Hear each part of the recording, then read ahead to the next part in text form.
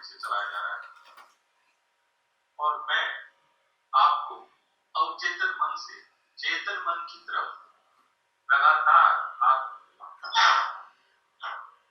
अवचेतन मन को चेतन मन की तरफ लगातार बढ़ाता जा रहा हूँ, क्योंकि बुद्धि जो है हमारे अवचेतन मन को बढ़ाने का काम करता है। जैसे कि हमारे मॉडर्न साइंटिस्ट कहते हैं हमारा अवचेतन मन 90 से 93% अवचेतन अवस्था में रहता है।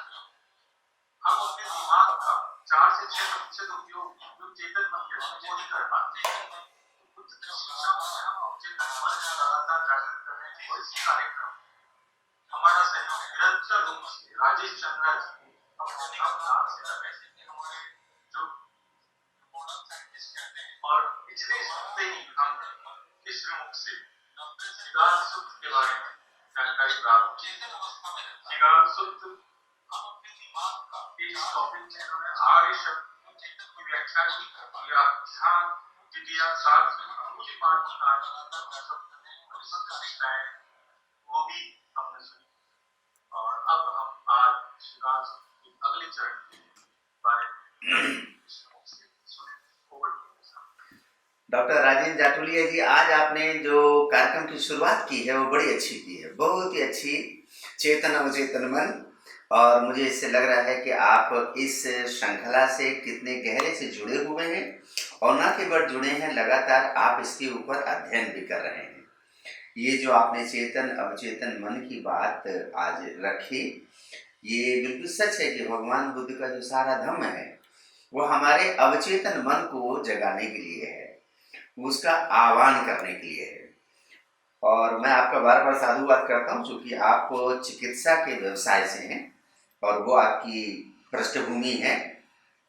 ऐसी वैज्ञानिक सोच आपकी प्रशंसनीय भी है और अपेक्षित भी है। हम इसका बार बार अभिनंदन करते हैं। जैसे कि मैंने बताया कि ये जो शिगाल सूत्र है, शिगाल सूत्र बड़ा अनूठा सूत्र है और हमारे आचार्यों ने इस शिगाल सूत्र को गेही विनय कहा है, गृहस्थों का विनय कहा है। गृहस्थ का जीवन कैसा होना चाहिए, उन सूत्रों में शिगाल सूत्र बड़ा प्रधान सूत्र है। और जैसा कि हमने आपको पिछले सत्र में बताया कि ये जो है दीघ निकाय का सूत्र है। दीघ निकाय का सूत्र होने के नाते इसमें सारी बातें भगवान बुद्ध एक एक बात का बड़े विस्तार से वर्णन करते हैं। ये दीर्घ प्रवचन है, बड़े डिटेल में है। तो हमें मालूम है वो शिगाल नौजवान को भगवान बुद्ध देखते हैं राजगृह में, एक नदी से नहाकर निकला है भोर में, और नहाकर निकल के भीगे वेश भीगे केश वो 6 दिशाओं को नमन कर रहा है। भगवान ने देखा कि ये पूरब दिशा की तरफ हाथ जोड़ के खड़ा है, उधर नमन करता है। फिर घूमा 45 डिग्री के कोण पे, और 45 डिग्री के कोण पे घूमकर फिर उसने उत्तर दिशा को नमन किया। फिर घूमा 45 डिग्री के कोण पे, फिर उसने पश्चिम दिशा को प्रणाम किया। फिर 45 डिग्री घूमा, फिर उसने दक्षिण दिशा को प्रणाम किया। फिर उसने नीचे भूमि को प्रणाम किया। फिर उसने ऊपर आकाश को प्रणाम किया। भगवान उसके इस क्रियाकलाप को देखते रहे और देखकर भगवान ने उसको रोका और टोका, शिगाल ये तुम क्या कर रहे हो? बौद्ध ग्रंथों में ऐसे बहुत सारे उदाहरण मिलते हैं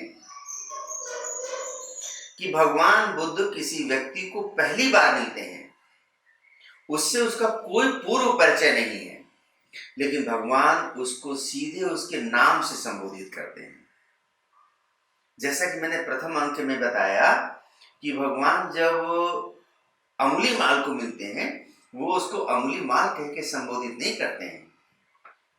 अहिंसक, उसका वास्तविक नाम अहिंसक है। जैसे आपका कोई ऐसा दोस्त मिल जाए, कोई पुराना आपका अध्यापक मिल जाए और आपके कार्यालय में आके आपको आपके बचपन के निक नाम से पुकार बैठे, आपके मन से उतर गया हो, भूल चुके हो, लेकिन अगर उसने आपके निक नेम से, आपके बचपन के नाम से आपको बुला दिया, तो आपके अंदर से जैसे अवचेतन जाग पड़ता है कि ये व्यक्ति मुझे जानता है। बस जानता है, इतने में ही आपकी भाव भंगिमा और आपकी प्रतिक्रिया का तरीका बदल जाता है। भगवान उससे पूछते, सीगाल कि तुम क्या कर रहे हो? तो सीगाल बताता है कि मैं अपने पिताजी के वचनों का गौरव कर रहा हूं। जैसा कि मैंने बताया कि भगवान कहते हैं आर्य विनय में 6 दिशाओं का ये अर्थ नहीं होता जो अर्थ तुमने अपने पिताजी के वचनों का लगाया है।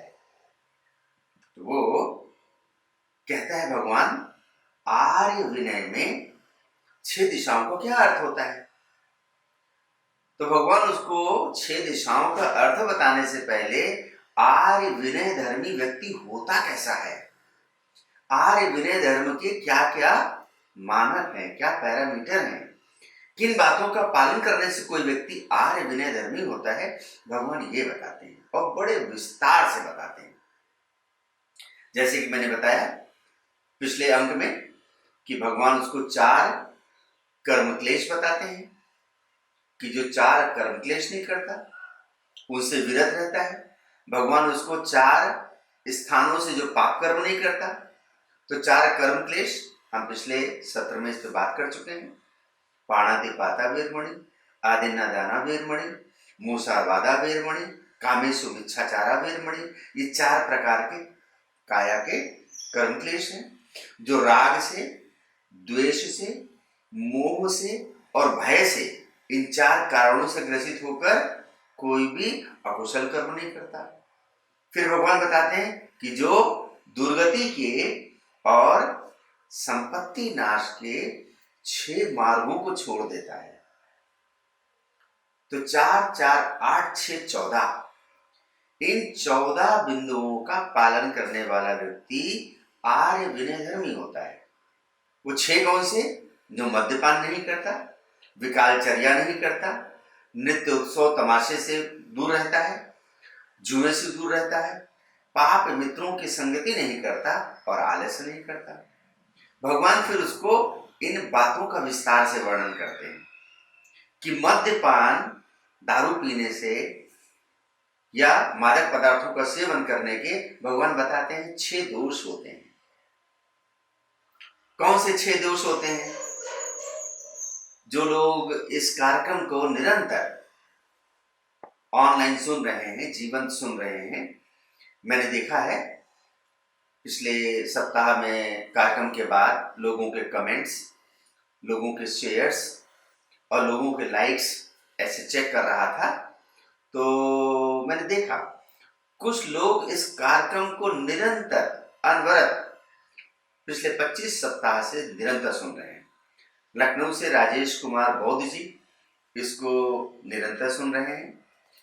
इसको एक मैडम जी हैं, माधवी मैडम, वो इसको निरंतर सुन रही हैं। इसको मैं देख रहा हूँ शंकर प्रसाद जी निरंतर इसको सुन रहे हैं लखनऊ से। इसको मध्य प्रदेश से, और पिछले सप्ताह मैंने देखा कि इसको कतर सऊदी अरब से एक सज्जन निरंतर सुन भी रहे हैं और इस पर अपनी प्रतिक्रियाएं भी दे रहे हैं। कुछ लोग उसको अमेरिका से सुन रहे हैं, श्रीमान संजय जी हैं, वो उसको निरंतर सुन रहे हैं। तो जो उसको निरंतरता से सुन रहे हैं उनको हमें ज्यादा पूछे की पृष्ठभूमि बताने की आवश्यकता नहीं है। ये बौद्ध प्रतीकवाद का एक बड़ा प्रधान सूत्र है कि भगवान बुद्ध प्रतीकों की भाषा में किस तरह बात करते हैं और प्रतीकों का किस तरह उद्घाटन करते हैं। हम अभी इसके विस्तार में जाएं। मुझे एक पुरानी सच्ची कहानी याद आ गई। एक बड़ा धनाढ्य सेठ था, उसका बड़ा व्यापार था, बहुत विशाल व्यापार था और उसका लेन देन चलता था। तो पुराने समय में जानते हैं कि पुराने समय में भी और आज में भी लेजर बुक में उसका अंकन होता है, प्रविष्टि करते हैं। तो वो बड़ा धनाढ्य व्यापारी था, उसका लेन देन का सारी प्रविष्टियां उसके बही खाते में होती थी। लेकिन आकस्मिक ऐसा हो गया कि वो समय से पहले उसकी मृत्यु हो गई। जब आकस्मिक मृत्यु होती है तो व्यक्ति और उसके परिजन दोनों ही एक दूसरे को कुछ समझा नहीं पाते। अगर कोई व्यक्ति बीमार पड़ जाए, बीमार पड़ने लगे, अस्पताल में लंबे समय तक भर्ती हो, ऐसी बीमारी लाइलाज हो, तो सारे परिजन भी अपने मन को समझाने लगते हैं। वो बिस्तर पे लेटा हुआ बीमार व्यक्ति भी अपने मन को समझाने लगता है कि शायद ये अंतिम समय है। तो वो कुछ बातें अपने परिजनों से कर लेता है कि यदि ऐसा हो जाए तो ऐसा कर लेना, वैसा हो जाए तो वैसा कर लेना। परिजन भी अपने आप को समझाने लगते हैं कि जो जो भी औपचारिकताएं हैं, अभिलेखीय, डॉक्यूमेंटल, वो पूरी कर ली जाए। लेकिन उसकी मृत्यु हो गई। और किसी भी व्यक्ति की मृत्यु हो जाना उसके परिवार पर, खास करके जो परिवार का मुखिया हो, आजीविका का साधन करने वाला हो, ऐसे व्यक्ति की आकस्मिक मृत्यु जब होती है तो परिवार मुसीबतों से घिर जाता है। अब उसकी विधवा पत्नी और अभी नौजवान बेटा, जो ना अभी ठीक से शिक्षित हो पाया है, ना अभी व्यापार की बारीकियां समझ पाया है, वो दो लोग बसते हैं। और जैसे वो व्यक्ति मरा तो बहुत लोग अपनी शोक संवेदना व्यक्त करने के बाद और थोड़ा सा माहौल को सामान्य होने के बाद अपने अपने दिए हुए कर्जे वापस लेने के लिए आने लगे। तो जो जो कर्जे बही खाते में कहीं कुछ दर्ज था, वो माँ और बेटे ने मिलके सारे एक एक करके उतारे। तो माँ ने एक दिन कहा, बेटा खाली दिए दिए लोग आ रहे हैं। पिताजी को जिन लोगों ने दिया था उन्होंने भी किसी को दिया होगा, इतने बड़ा व्यापार था उनका, जरा बही खातों में जांच करो। अब बेटा अभी बिल्कुल नासमझ सा था, उसने देखा बही खाते में एक प्रविष्टि लिखी हुई है कि कलश जी को पूर्णमासी के सामने रात के चौथे पहर में एक घट स्वर्ण मुद्राएं दी है। अब वो आते जाते लोगों से पूछने लगा, ये कलश जी कौन है? आसपास के क्षेत्र में मालूम किया कलश जी को कौन लेन देन है, क्या व्यापार है, क्योंकि कोई लेने देने आया होगा तो निश्चित ही वो कोई व्यापारी होगा। उसने संपर्क के सारे लोगों से मालूम कर लिया, उसको कोई भी कलश नाम का आदमी नहीं मिला। फिर कहा कि इसमें दिया हुआ है कि पूर्णमासी जी के सामने दिया है। तो सोचा पूर्णमासी कौन है, जरा पता करते हैं। तो पूर्णमासी नाम का भी कोई आदमी नहीं मिला उसे, और उसमें बाकायदा समय दर्ज है, रात के चौथे पहर में दिया, पूर्णमासी के सामने दिया, और छोटी मोटी राशि नहीं, एक घट स्वर्ण मुद्राएं दी हैं। मां बेटे दोनों बड़े व्याकुल रहे कि ये बात क्या है, किसको दिया है, कौन है। जिन लोगों ने दिया था वो तो सब मांगने आ गए, लेकिन जिनको हमारे पति ने, हमारे पिता ने दिया, वो आदमी नहीं मिल रहा है। तो एक दिन मां ने बेटे से कहा कि तुम फलाने आदमी के पास जाओ, अमुक व्यक्ति के पास जाओ, वो तुम्हारे पिताजी के बड़े जिगरी दोस्त हैं, वो अक्सर आते जाते रहते थे। उनको शायद भी मालूम भी नहीं है कि पिताजी तुम्हारे गुजर चुके हैं, वो कई गांव दूर रहते थे। तो बेटा एक दिन खोजते खोजते उनके पास गया और जाकर उनको प्रणाम किया, आशीर्वाद दिया। जाके बताया कि पिताजी गुजर गए, तुमको बड़ा अफसोस होगा। कहा अम्मा ने आपको याद किया है। तो वो घर आए, आके भाभी को नमस्ते किया, अपनी शोक संवेदना व्यक्त की। तो बताया कैसे याद किया। कहा हम लोग बड़ी मुसीबत में आ गए हैं, कर्जे मांगने वाले चले आ रहे हैं एक से एक, लेकिन हमारे आदमी ने भी बहुत से लोगों को दिया होगा, ऐसा कोई व्यक्ति नहीं आ रहा जो वापस करने आ गए। ये बही खाते में एक प्रविष्टि है, कलश जी को पूर्णमासी के सामने रात के चौथे पहर में एक घट स्वर्ण मुद्राएं दी है, एक घड़ा भर के स्वर्ण मुद्राएं दी है। तो वो बही खाते की प्रविष्टि देखकर वो मित्र मुस्कुराए। तो उन्होंने अपने दिवंगत मित्र की पत्नी से कहा, भाभी आप चिंता ना करो, और बेटे से भी कहा, बेटा आप चिंता ना करो, मैं जानता हूं वो पूर्णमासी कौन है और मैं जानता हूं वो कलश कौन है। तो दोनों के चेहरे पे जैसे बड़ा अपार आनंद आ गया कि क्या बात है। कहा हम उनको लेकर आएंगे, आप चिंता मत करो और आपको मिलेगा। उस दिन अपने चाचा की बड़ी अच्छे से आवभगत करके उनको विदा किया और फिर चाचा एक तिथि को आ गए। आए तो देखा घर में नौकर चाकर लगे थे, कुछ काम धाम चल रहा था। तो उन्होंने उस बच्चे से कहा और बच्चे की मां से कहा, इन सब नौकर चाकरों को आज छुट्टी दे दो, इनको सबको विदा कर दो। तो जैसा आदेश चाचा का, सबको विदा कर दिया। घर में बचे खाली वो मां बेटे और उनके दिवंगत पिता का मित्र। और वो पूर्णिमा की रात थी, पूर्णिमा का दिन था। पूर्णिमा की रात को उनके घर में एक मंदिर बना हुआ था। उस मंदिर के शिखर के ऊपर एक कलश था। रात के चौथे पहर में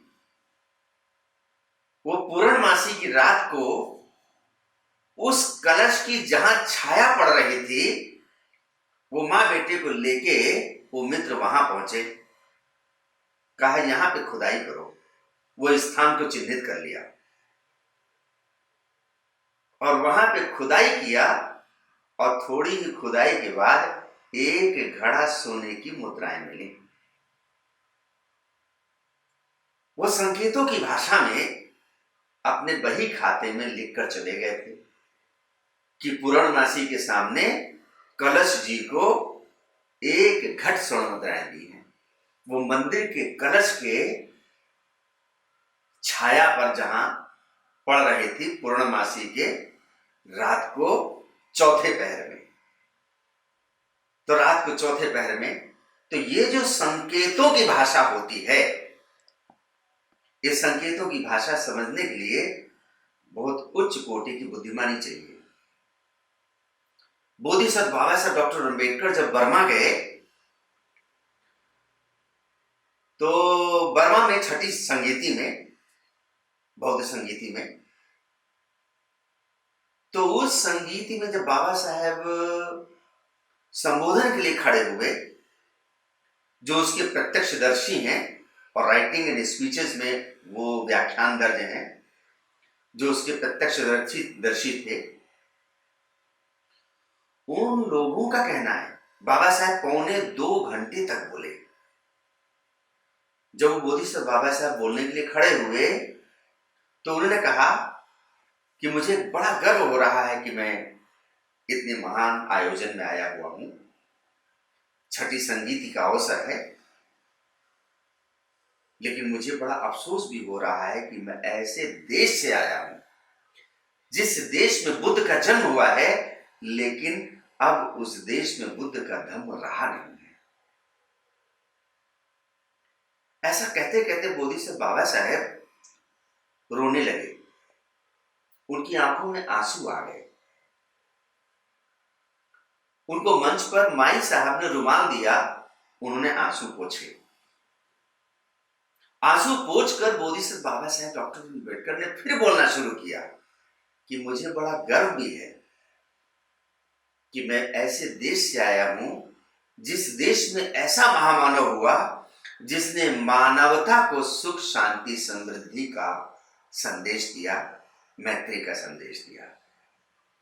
और मुझे ये बताते में भी बड़ा गर्व हो रहा है, मैं ऐसे देश से आया हूं जिस देश के झंडे में धम्म चक्र है, जिस देश की राजकीय मुद्रा बौद्ध चिन्ह है, सम्राट अशोक की लाट से लिया गया भगवान बुद्ध का वो चिन्ह है।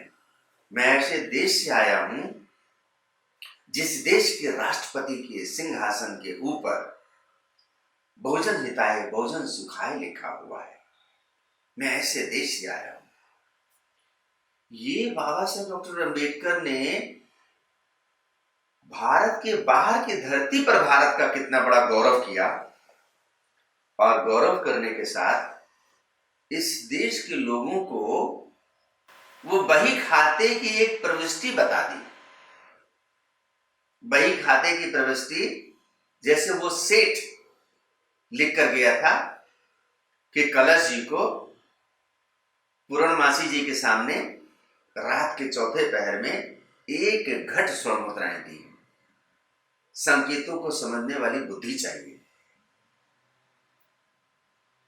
बाबा साहब ने इस देश के तिरंगे में धम्म चक्र दे दिया कि भारत बुद्ध का देश है। हम जब तिरंगे को देखें तो हमें याद रहे कि भारत को बुद्ध में बनाना है।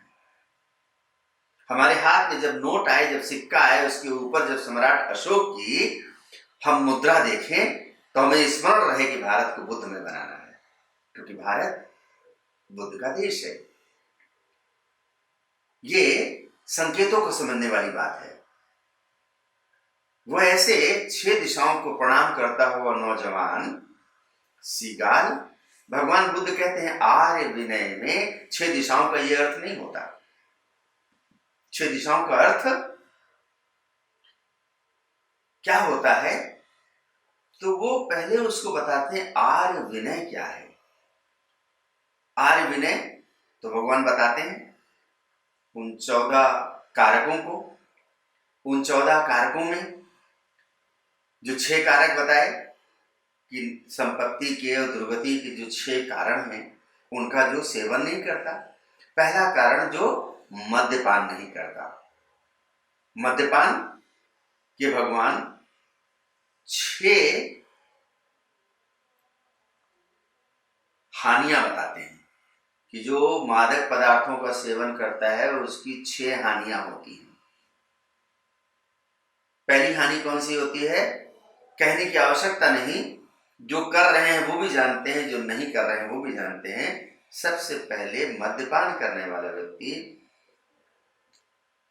मादक पदार्थों का सेवन करने वाले व्यक्ति की पहली हानि होती है धन हानि। उसको धन की हानि होती है। दूसरी हानि होती है उसके परिवार में कलह रहती है। तीसरी हानि होती है उससे शरीर में रोग हो जाते हैं। चौथी हानि होती है कि उसको यश और सम्मान की क्षति होती है। जो व्यक्ति मादक पदार्थों का सेवन करता है, दारू पीता है, भांग पीता खाता है, गांजा खाता है, चरस का सेवन करता है, अफीम का सेवन करता है, या जो भी मादक पदार्थों का सेवन करता है, उसके यश और सम्मान में कमी आती है। लोग उसको बहुत यश नहीं देते, आदर नहीं करते। 5वीं हानि होती है उसके अंदर लज्जा और शालीनता का अभाव हो जाता है, वो निर्लज्ज हो जाता है। और छठी हानि क्या होती है, उसके अंदर प्रज्ञा का नाश हो जाता है, स्मृति का भ्रम हो जाता है, कंफ्यूजन हो जाता है, वो हमेशा कंफ्यूज रहता है। जो भी देखेंगे आप नशेड़ी किस्म के लोग होते हैं, तो ऐसे व्यक्ति जो है भ्रमित से रहते हैं, कुछ धुंध में रहता है, उनका मन हमेशा कुछ धुंध में रहता है। वो मुझे याद आ गया कि कितना भी किसको समझाओ और कितना भी क्या कहो, वो किसी व्यक्ति ने कहा है जितनी अच्छी बातें थी वो सब कही जा चुकी हैं और सब लिखी जा चुकी हैं, सिर्फ उसके अनुपालन करने वाले चाहिए। एक गांव में नशा मुक्ति अभियान के लोग, समाज सेवी लोग, नशे से होने वाली हानियों के ऊपर प्रचार प्रसार कर रहे थे। तो प्रचार प्रसार के लिए वो कुछ डेमो देते थे, कुछ प्रदर्शन करते थे। प्रदर्शन के तौर पर वो गांव में सबको इकट्ठा किया, एक टेबल पे 2 गिलास रखे, एक गिलास में दारू थी, एक गिलास में पानी था। दोनों गिलास में वो समाज सेवी कार्यकर्ता ने एक एक केचुआ डाला और फिर अपना व्याख्यान शुरू किया। जो दारू से होने वाली, अल्कोहल से हमारे केमिकल बॉडी में जाकर क्या क्या नुकसान पहुंचा रहे हैं, उसका विस्तार से बताया। और विस्तार से बताने के आधे पौन घंटे के बाद दोनों गिलास उठा के दिखाया, तो पानी वाले गिलास में केचुआ रेंग रहा था और दारू वाले गिलास में केचुआ मर गया था। कहा, आप लोगों ने क्या देखा और क्या समझा? तो उनकी सभा में बैठा हुआ एक नशेड़ी आदमी खड़ा हुआ, कह रहा, मैंने तो साहब ये समझा है कि दारू पीने से पेट के केचुए मर जाते हैं। तो जिसको जो समझना है वो वैसे समझता है। हमें नागपुर में एक व्यक्ति ने बड़ी विचित्र सी बात बताई। एक नशेड़ी आदमी को लोगों ने रोका कि तुम हमेशा सुबह सुबह जय भीम बोलते हो, नमो बुद्धाय भी करते हो और रात को दारू पी लेते हो, तुम कैसे आदमी हो? बाबा साहब डॉक्टर अम्बेडकर को मानने वाले हो, रात में पीते हो, सुबह सुबह जय भीम करते हो। उसने कहा, मैं तुमको सच बताऊं, हमको बाबा साहब डॉक्टर अम्बेडकर ही दारू पीने के लिए प्रेरित करते हैं। कहा, वो कैसे? तो बड़ी हैरानी की बात है। कहा, चलो मेरे साथ। वो लेकर गया, उसने जाके चौराहे पे बाबा साहब डॉक्टर अम्बेडकर की मूर्ति दिखाई। कहा, वो देखो बाबा साहब डॉक्टर अम्बेडकर की मूर्ति है। कहा, मूर्ति तो है। कहा, बाबा साहब डॉक्टर अम्बेडकर की उंगली देखो किधर इशारा कर रही है। तो जिधर इशारा कर रही थी वहां सामने दारू का ठेका था। कह रहे, जब मूर्ति को देखता हूं तो मुझे वो ठेका याद आ जाता है। तो जिसको जो समझना है वो अपनी तरह ही समझता है, लेकिन भगवान बुद्ध सीधे अवचेतन मन के ऊपर प्रहार करते हैं कि दारू पीने के ये 6 दोष हैं।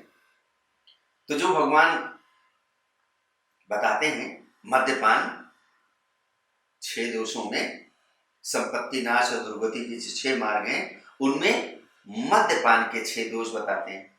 फिर ऐसे ही विकालचर्या। विकालचर्या क्या होती है? असमय घूमना फिरना। असमय घूमना फिरना क्या? जैसे कोई रात को 11 बजे 12 बजे सड़क पे टहल रहा हो। ऐसा होता आप देखते हैं गांव में, कोई अंधेरा हो चुका हो और कोई टहलता घूमता दिख जाए। भगवान इसको विकालचर्या बोलते हैं। तो विकालचर्या के भगवान 6 दोष बताते हैं। क्या 6 दोष बताते हैं? पहली बात, स्वयं के प्रति असुरक्षा होती है। दूसरी बात, पत्नी और बच्चे असुरक्षित होते हैं। जब व्यक्ति रात को निकल के घर से बाहर टहलने घूमने चला जाएगा तो असुरक्षा तो होगी। तीसरी बात, धन की असुरक्षा होती है। चौथी बात, और छठी बात कि और भी बहुत से अन्य अज्ञात दुखों की आशंका रहती है। इसलिए भगवान बुद्ध विकालचर्या को भी 6 दोषों में से एक दोष बताते हैं। धन हानि के, जन हानि के, यश हानि के बहुत सारे दोषों में से एक दोष बताते हैं। फिर जो नाटक, तमाशा, नृत्योत्सव, नौटंकी, इन सबको देखने में बहुत रुचि लेते हैं, भगवान इसके भी 6 दोष बताते हैं।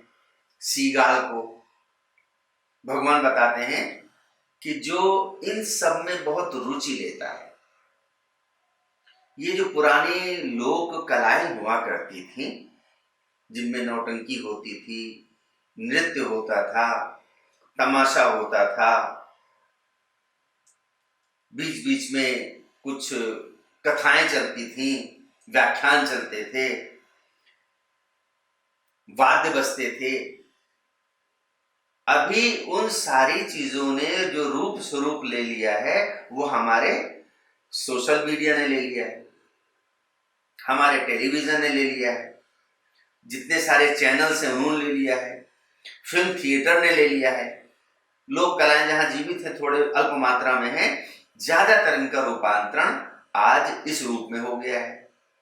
तो भगवान बुद्ध इसके 6 दोष बताते हैं। पहला कि आज नृत्य कहाँ है, दूसरा कि आज गीत कहाँ है, तीसरा आज कहाँ कौन सा वाद्य बजने वाला है, चौथा आज कहाँ पे कोई व्याख्यान होने वाला है, छठा आज कहाँ पर कोई सामूहिक गीत होने वाला है, सामूहिक गान होने वाला है, कौन सा नाटक होने वाला है। आज छठा कि आज सारे लोग मिलकर कौन सा आयोजन करने वाले हैं।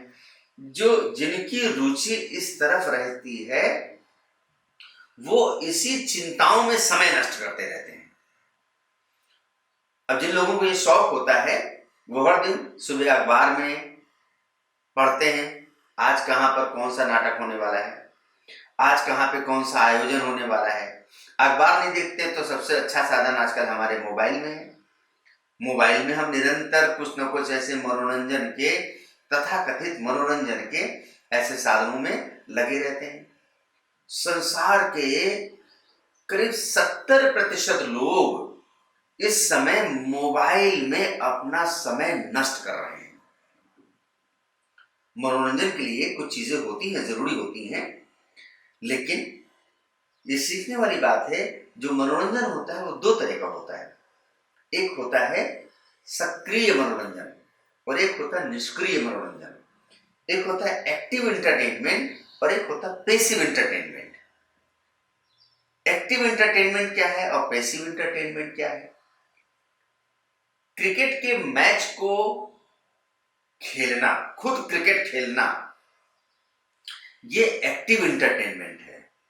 क्रिकेट खेलते हुए देखना टीवी पर या स्वयं मैदान में, ये पैसिव एंटरटेनमेंट है। जब आप स्वयं क्रिकेट खेल रहे होते हैं तो अपना स्वास्थ्य बना रहे होते हैं, आप एक खेल में, एक क्रीड़ा में स्वयं निपुण हो रहे होते हैं। लेकिन जब खेलते हुए देखते हैं तो आप सिर्फ ताली बजा रहे होते हैं, सिर्फ शोर कर रहे होते हैं, ये पैसिव एंटरटेनमेंट है।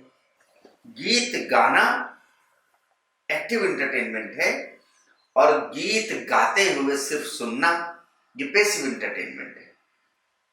नृत्य करना और नृत्य करते हुए देखना, तो ज्यादातर लोग जो मनोरंजन के नाम पर, एंटरटेनमेंट के नाम पर करते हैं, अक्सर कहते हैं कि इंटरटेनमेंट भी कुछ चाहिए, लेकिन ज्यादातर वो इंटरटेनमेंट पैसिव एंटरटेनमेंट है जो कि आपकी पर्सनालिटी में, आपके व्यक्तित्व में कुछ इजाफा नहीं करता। आप ज्यों के त्यों निराकोरे रहते हैं। यदि इंटरटेनमेंट करना है, मनोरंजन करना है, तो मैं क्या सुझाव देता हूं, आप कुछ सक्रिय मनोरंजन करिए, कुछ क्रियात्मक मनोरंजन करिए, उसको अपनी आदत में डालिए। आना चाहिए कि उन्हें कुछ मनोरंजन करना है तो क्रिएटिव मनोरंजन करें। उनके हाथ में मोबाइल मत थमाइए, उनको बागवानी सिखाइए, उनको चित्रकारी सिखाइए, उनको संगीत सिखाइए, उनको गिटार सिखाइए, उनको गीत सिखाइए, उनको भाषण देना सिखाइए। ये जो आपके अंदर क्रिएटिविटी होती है, जो रचनात्मकता होती है, ये रचनात्मकता सबसे बड़ी बात आपको बताएं, ये जीवन के 50-45 साल के आसपास पहुंचा हुआ व्यक्ति इस बात को अनुमान लगाएगा। जो व्यक्ति रचनात्मक होता है वो मुसीबत के समय अपनी मुसीबत को हंसते मुस्कुराते हुए गुजार लेता है। सबके जीवन में ये समय आता है। किसी को बांसुरी बजाना आती है तो मुसीबत के समय व्यक्ति बैठकर रोएगा नहीं, वो अपने गम में भी बांसुरी बजाएगा। आपको याद होगा जगजीत सिंह और चित्रा सिंह जी का बेटा एक दुर्घटना में गुजर गया था। कई साल तक दोनों ने कोई भी लाइव कॉन्सर्ट, सार्वजनिक कार्यक्रम नहीं किया, लेकिन उसके बाद दोनों का एक सामूहिक एल्बम आया था, समवन समवेयर, और वो एल्बम अपने समय में इतना पॉपुलर हुआ, बहुत ही शानदार, अपने समय की गजल का अद्भुत संगम आया था। तो जो व्यक्ति रचनात्मक होता है, क्रिएटिव होता है, वो अपने मुसीबत के समय को भी बड़े रचनात्मक तरीके से गुजार लेता है। तो भगवान बुद्ध निर्दोषों के, खेल तमाशे के, चिंता में लगे रहने वाले लोगों के 6 दोष बताते हैं।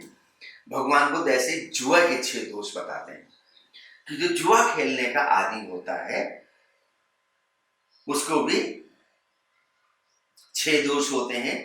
पहली बात, जीतने पर बैर होता है। जुआड़ी अगर जीत जाता है तो बैर होता है। हारने पर धन की हानि होती है। जुआरी व्यक्ति का धन क्रमिक रूप से क्षीण होने लगता है। चौथी बात कि जुआरी व्यक्ति लोक में अविश्वसनीय हो जाता है। जुआ खेलने वाले आदमी के ऊपर लोग भरोसा नहीं करते हैं। पांचवी बात क्या होती है? लोक में तिरस्कार होता है। जो गैम्बलर्स होते हैं, जुए में लगे रहते हैं, उनका लोक में तिरस्कार होता है।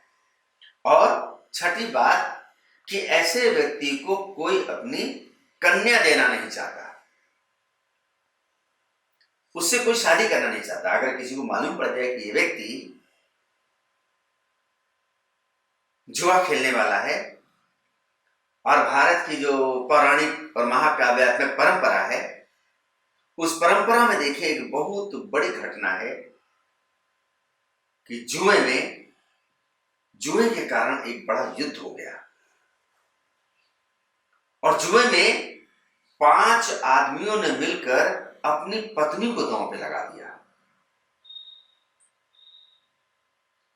और वो ग्रंथ भारत के महाकाव्यों में गणना की जाती है।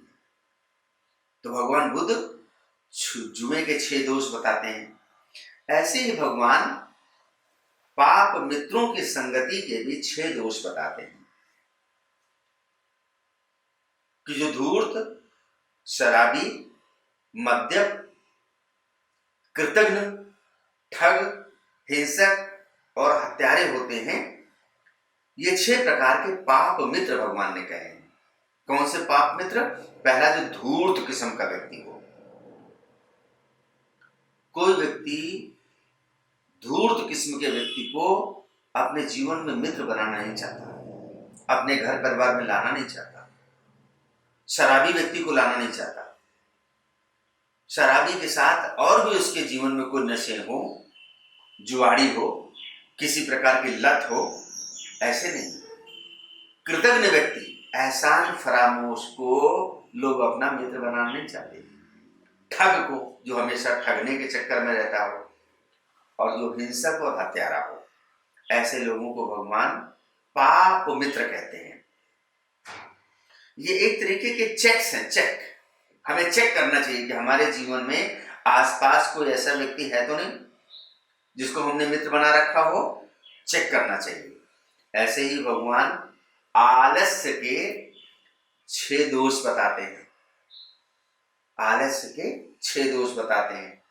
आलसी व्यक्ति कैसा होता है, भगवान बुद्ध बड़े उदाहरण देके बताते हैं। मैंने बताया ना कि ये दीघ निकाय का सुत्त है, और दीघ निकाय का सुत्त होने के कारण भगवान एक एक बात का बड़ी बारीकी से वर्णन करते हैं, बड़े विस्तार से वर्णन करते हैं, और इस नाते हम भी इसको बड़े धैर्य के साथ उन बातों को बिना छोड़े हुए विस्तार से ले रहे हैं। आलस्य के 6 दोष भगवान क्या बताते हैं। पहला दोष, आलसी व्यक्ति कैसा होता है, आज बहुत सर्दी है ये सोचकर काम को टालता रहता है। जब गर्मी आती है तो कहता है आज बहुत गर्मी है, काम को टालता रहता है। शाम हो जाती है तो कहता अब तो शाम हो गई है, तो कल पे काम डालता है। बहुत सवेरा भोर हो तो कहे तो बड़ा सवेरा है, अभी तो काम करने का समय नहीं है। भूख लगी हो तो कहेगा अभी भूख लगी है, पहले खा लूं फिर कुछ करूं। जब खा लेता है तो कहता है थोड़ा आराम कर लूं, बहुत खा लिया थोड़ा आराम कर लूं। ऐसे आलसी व्यक्ति काम ना करने के, आलस्य के, प्रमाद के बहाने बनाता है। बर्नार्ड शॉ कहा करते थे, अगर मौसम ना हो तो 80% लोगों के पास बात करने का कोई विषय ही ना हो। आप देखते हैं अक्सर लोग कार्यालय में कहीं भी मिल जाते हैं तो बातचीत की शुरुआत कहां से करते हैं, आज बड़ी ठंड हो रही है, आज बड़ा गर्मी हो रही है, बस यही बातचीत का विषय होता है। बर्नार्ड शॉ बोलते हैं कि यदि मौसम ना हो तो 80% लोगों के पास बात करने का कोई विषय ही ना हो। फिर भगवान मित्र के रूप में जो शत्रु होते हैं, ऐसे 4 प्रकार के मित्र बताते हैं। ये बड़ी सुनने जैसी बात है, समझने जैसी बात है कि जो मित्र के रूप में शत्रु होते हैं उनको पहचानना, आइडेंटिफाई करना हम सब लोग नहीं पहचान पाते। शेख सादी कहा करते थे, उनकी बड़ी प्यारी सी दुआ है, या खुदा मुझे दोस्तों से बचा। शेख सादी की दुआ है कि या खुदा मुझे दोस्तों से बचा, दुश्मनों से तो मैं निपट लूंगा। तो जो हमारे आसपास जिनसे सावधान रहने की जरूरत होती है, दुश्मन से तो हम सावधान रहते ही रहते हैं, लेकिन हम दोस्तों के रूप में छुपे दुश्मनों से सावधान कैसे रहें। तो भगवान 4 प्रकार के ऐसे मित्र बताते हैं कि जो मित्र के रूप में शत्रु होते हैं। कौन से मित्र के रूप में शत्रु होते हैं? तो पहली बात, जो दूसरे का धन हरण करने वाला व्यक्ति है, तो वो अगर आपका मित्र है तो आपका भी धन हरण करने की सोचता रहेगा, कैसे इसकी जेब से पैसे निकाले जाएं, कभी उधार मांग के, कभी कहीं और किसी रूप में। तो धन हारक मित्र के रूप में शत्रु होता है। दूसरा, बातूनी व्यक्ति, बहुत ज्यादा बातें करने वाला व्यक्ति, तो उसको भगवान मित्र के रूप में शत्रु बताते हैं। तीसरा, चापलूस, जो चापलूस व्यक्ति होता है उसको भी भगवान मित्र के रूप में शत्रु बताते हैं। फिर संपत्ति का नाशक, जो लोग 40-50 के जीवन में आ चुके हैं, उन सब के जीवन में इन सब बातों के तजुर्बे होंगे कि किस मित्र की वजह से मुझे जीवन में क्या हासिल हुआ और किस कथित मित्र की वजह से मैंने जीवन में क्या हानियां उठाई। मित्रों की बड़ी भूमिका होती है। जैसे कि हम देखते हैं कि जब कोई शादी ब्याह का रिश्ता होता है, शादी ब्याह के रिश्ते के समय भारत के सभी समाजों में ये बात देखने में आती है कि जैसे ही किसी लड़के और लड़की की आपस में रिश्तेदारी की बातचीत शुरू होती है दोनों परिवारों के बीच में, मान लीजिए किसी लड़का और लड़की को आपस में रिश्तेदारी की बात शुरू हो गई, और बात शुरू होते ही लड़का किसी नौकरी में है और उसका प्रमोशन हो जाए, तो लोग क्या मानते हैं कि आने वाली बहू का पैर अच्छा है। वो जो आने वाली बहू हमारे घर में है, वो लड़की बड़े अच्छे कर्म संस्कारों वाली है के रूप में छुपे हुए शत्रु हैं, उनसे सावधान रहना। जो शेख शादी की बात मैंने बताई, तो जो धन का हारक मित्र होता है वो 4 प्रकार से, उसके अंदर 4 गुण होते हैं। पहली बात, वो धन का हानि करने वाला होता है, थोड़ा सा देकर ज्यादा लेने की इच्छा रखने वाला होता है,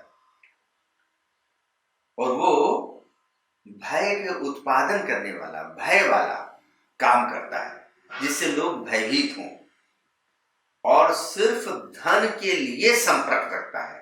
उसकी जो मित्रता होती है सिर्फ पैसे के लिए होती है। जो बातूनी होता है, बातूनी आदमी पुरानी बातों की चर्चा करता रहेगा, बचपन की बातों की चर्चा करता रहेगा, भविष्य की योजनाओं की चर्चा करता रहेगा, अनर्गल बातों की चर्चा करता रहेगा। अनर्गल जो होता है, अनर्गल आप देखते हैं जो हमारे घरों में दरवाजा होता है, दरवाजे की जो कुंडी होती है, उसका जो पुराना नाम है उसका नाम है अर्गला। वो जो कुंडी होती है उसको अर्गला बोलते हैं। अर्गला मतलब उससे हम दरवाजे को बंद करते हैं, दरवाजे को खोलते हैं। लेकिन जिसकी बातों में कोई अर्गल नहीं है, कोई खूंटी नहीं है, बात का कोई आधार नहीं है, उसको क्या बोलते हैं? अनर्गल। तो वो अनर्गल बातें करता है, और जो काम होने वाले हैं उन होने वाले कामों में अनेक प्रकार के भय और आशंका दर्शाता है। ऐसा बातूनी आदमी होता है। चापलूस आदमी कैसा होता है? जो भगवान ने उनसे विरत रहने को कहा है कि वो हानिकारी बातों का अनुमोदन करता है। चापलूस आदमी जो जिसमें आपकी हानि हो रही हो उसमें आपको उकसाता है, अरे करो करो, अच्छा है, ये काम करना चाहिए, तुम्हें एक बार हिम्मत करना चाहिए। जो आपके अच्छे काम हैं उनमें भी उत्साहित करता है, आपकी हाँ में हाँ मिलाता है, अरे बड़ा सही सोचा तुमने, काम आपका है लेकिन वो आपकी हाँ में हाँ मिलाता है, सामने प्रशंसा करता है। और चौथी बात, उसका गुण होता है वो पीछे निंदा करता है, पीछे निंदा करता है। भगवान ने इस प्रकार को मित्र को ये 4 गुण बताते हैं। संपत्ति नाशक मित्र कैसा होता है? जो मदिरा पान करता है, उसमें सहायक होता है, असमय घूमने फिरने में सहायक होता है, नाच गीत समारोह में हमेशा आपको संलग्न रखता है, और जुए में सहायक होता है। ये 4 प्रकार के मित्रों को भगवान ने मित्र के रूप में शत्रु कहा है। तो इनसे विरत रहना। भगवान ने ऐसे ही 4 प्रकार के मित्रों को सच में मित्र कहा है कि उसके मित्र होने चाहिए। तो हम अभी इसकी चर्चा फिर आगे जारी रखेंगे भगवान, और इसको अगले सत्र में, अगले सप्ताह के सत्र में इसका हम समापन करेंगे। लेकिन समापन से पहले हम आपको बताएं कि भगवान उन 6 दिशाओं का जो अर्थ बताते हैं वो अर्थ सुनने जैसा है। भगवान सीगाल से कहते हैं, सीगाल, पूर्व दिशा का अर्थ होता है माता और पिता। पूर्व दिशा को प्रणाम करने का अर्थ है, पूर्व दिशा की सेवा करने का अर्थ है माता पिता की सेवा करना। जैसे पूरब से सूरज का उदय होता है, ऐसे हमारे जीवन का उदय माता और पिता से है। तो हमें माता पिता की सेवा करनी चाहिए। मैंने बताया ये दीर्घ निकाय है, तो भगवान पुनः इन बातों का विस्तार से वर्णन करते हैं। माता पिता की कैसे 5 प्रकार से सेवा करनी चाहिए, तो 5 प्रकार से सेवा करने से कैसे हमको 5 प्रकार के फल मिलते हैं। फिर भगवान बताते हैं उत्तर दिशा। उत्तर दिशा को भगवान क्या कहते हैं? हमारे जो मित्र हैं, परिजन हैं, वो हमारी उत्तर की दिशा है। उत्तर शब्द का अर्थ क्या होता है? आंसर, किसी प्रश्न का उत्तर। हम सब इस बात को अच्छे से जानते हैं, हमारे जीवन के ऐसे बहुत सारे प्रश्न होते हैं जिन प्रश्नों को हम अपने अध्यापक से भी नहीं पूछ पाते हैं। होते हैं मन में प्रश्न, अध्यापक से नहीं पूछ पाते हैं, हम अपनी माँ और पिता से नहीं पूछ पाते हैं, अपने गार्जियन से नहीं पूछ पाते हैं, लेकिन उन प्रश्नों के उत्तर हमें अपने मित्रों से मिल जाते हैं। इसलिए भगवान मित्रों को, परिजनों को, ज्ञाति बंधुओं को उत्तर दिशा कहते हैं। फिर पश्चिम दिशा, भगवान उसका विस्तार से वर्णन करते हैं कि कैसे अपने उत्तर दिशा की सेवा करनी चाहिए, उनकी वंदना करनी चाहिए, उनसे हमें क्या फल मिलता है। फिर पश्चिम की दिशा, भगवान पत्नी और बच्चों को पश्चिम की दिशा बताते हैं कि पत्नी की और बच्चों की भी सेवा करनी और उसका हमें कैसे 5 प्रकार से फल मिलता है। फिर दक्षिण दिशा, जो हमारे गुरु और आचार्य हैं, उनको भगवान कहते हैं ये दक्षिण की दिशा है। इसलिए गुरुओं और आचार्यों को दिया जाने वाला दान दक्षिणा कहलाता है, क्योंकि भगवान ने सीगाल को दक्षिण की दिशा गुरुओं और आचार्यों की दिशा बताई है। फिर नीचे की दिशा, नीचे की दिशा क्या है? जो हम पर आश्रित हैं, हम पे आश्रित हो कि जो जीवन जी रहे हैं। हमारे ऊपर बहुत लोग आश्रित रहते हैं। कौन आश्रित रहता है? आपके घर के नौकर चाकर हैं, वो आप पे आश्रित रहता है। आपके घर में कभी पुताई होती है तो मजदूर हैं, वो आप पे आश्रित रहते हैं। जिससे आप सब्जी लेते हैं वो आपके ऊपर आश्रित है। जिससे आप दूध और अखबार लेते हैं वो आप पे आश्रित है। ऐसे लोगों को भगवान नीचे की दिशा बताते हैं। तो उनकी भी भगवान ने 5 प्रकार से वंदना करने को, उनकी सेवा करने को तरीका बताया है कि कैसे उनकी सेवा करनी चाहिए, कैसे उनको प्रणाम करना चाहिए और उसका कैसे 5 प्रकार से हमको फल मिलता है।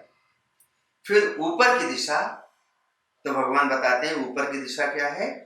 अरहत है, श्रमण है, जो पहुंचे हुए लोग हैं, साधु हैं, ऐसे लोगों को भगवान ऊपर की दिशा बताते हैं। तो ऊपर की दिशा की भी 5 प्रकार से सेवा करना और उसका हमें 5 प्रकार से फल मिलता है। तो हम इसको अगले सप्ताह जारी रखेंगे और फिर इनके विस्तार के ऊपर चर्चा करेंगे। जो लोग इस कार्यक्रम को अनवरत सुन रहे हैं उन सभी लोगों का बहुत बहुत अभिनंदन, बहुत बहुत धन्यवाद। आप सभी सुखी हो, स्वस्थ रहें, निरोगी रहें और भगवान की त्रिरत्नों की आपके ऊपर अनुकंपा रहे। डॉक्टर जाटोलिया जी, बहुत बहुत धन्यवाद। बहुत बहुत धन्यवाद सर। आज आपने सीगाल सूत्र, जो कि दीर्घ निकाय का काफी बड़ा सूत्र है और इसको हम ग्रह सूत्र भी कहते हैं, आज तो मुझे ऐसा लगता है कि आपने गागर में सागर भर दिया है। और आपने जो एक मुहावरा तो नहीं, हम एक लोकोक्ति कहेंगे, उसका भी पूरा वर्णन किया है। कलश जी ने पूर्णमासी को रात के चौथे पहर एक घट सोने का दिया। इसका मतलब आपको समझाया। मद्यपान के निषेध के जो 6 कारण है वो आपने बताया। काल चर्या, असमय, रात्रि के समय उसके 6 जो दोष होते हैं उनको जाना है। साथ ही पुराने समय के जो लोक कला, नृत्य, नाटक, तमाशा, कथाएं, व्याख्यान, वाद्य यंत्र, इनको आज के समय में अगर हम चेंज करके बोले तो web series, serials, social media से क्या नुकसान होता है वो आपने चर्चा करी।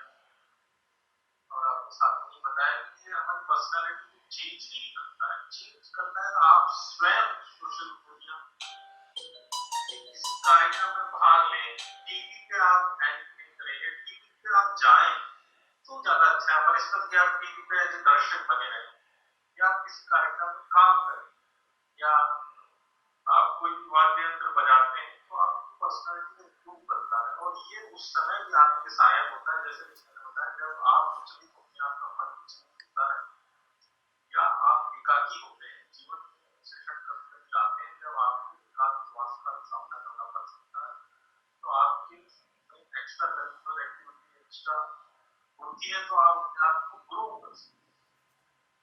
साथ ही जुए के दोष आपने बताए, पाप मित्र बताए, मूर्छा, तदर्थम, हिंसा, विद्या, आलस्य, निश्चय दोष आपने गिना दिए। मित्र के रूप में जो शब्द होते हैं पूरा वर्णन किया है। तो इन सब बातों और साथ ही आपने छह दिशाओं का भी ज्ञान करवा दिया है। दिशा माता पिता की दिशा है, पश्चिम का बच्चे उपासना की दिशा है, साउथ जो है दिशा, दिशा नॉर्थ पर दिशा बता दें। इसी के साथ इस कार्यक्रम को हम लोग जारी रखेंगे। अगले सत्र में हम सिद्धार्थ सूत्र का शायद अंतिम पाठ का अध्ययन करेंगे, और इसी तरह से हम आप सभी दर्शकों का अभिवादन करते हैं कि हम आप सभी के चेतन मन से अवचेतन मन की तरफ ले जाते रहेंगे, आपको जागृत करते रहेंगे। इसी के साथ बहुत बहुत धन्यवाद। आज आपने संचालन बहुत अच्छा किया डॉक्टर साहब, इसके लिए आपको विशेष अभिनंदन। बहुत अच्छा, आपने बढ़िया अध्ययन करके उसकी भूमिका अच्छी बनाई। जी जी जी, राइट सर। हाँ, अभी कुछ आपको जिज्ञासा है तो आप पूछिए। जिज्ञासा तो नहीं है सर, एक्चुअली आपने बोला था कि कुछ इसको चेंज किया जाए स्टाइल को। जी जी, तो मैंने थोड़ी बहुत कोशिश की। नहीं, आज आपकी कोशिश बड़ी अच्छी रही। मैं इसको देख के बड़ा खुश हूँ कि आपने बड़े अच्छे तरीके से प्रेजेंटेशन किया। It's very good. आपने अच्छा तो ये अवचेतन मन वाली ये किताब कोई पढ़ी होगी आपने शायद, ये सर मैं चीजें कुछ ना कुछ पढ़ता the power of subconscious mind तो नहीं पढ़ी आपने? वो तो मैंने नहीं पढ़ी, लेकिन मैंने इस पे कुछ पढ़ा है। रोंडा बर्न की तो नहीं पढ़ी, सीक्रेट, द हीरो?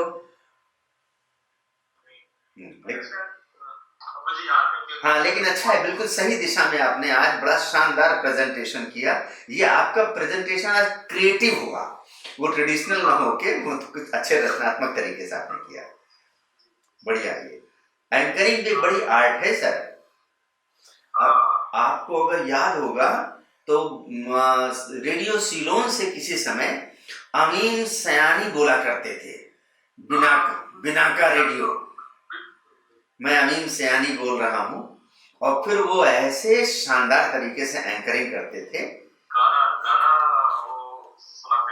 गाना सुनाते थे। ऐसे ही जसदेव सिंह बड़े शानदार कमेंटेटर थे। जसदेव सिंह की अभी ऑटोबायोग्राफी आई है, वो बेचारे गुजर गए।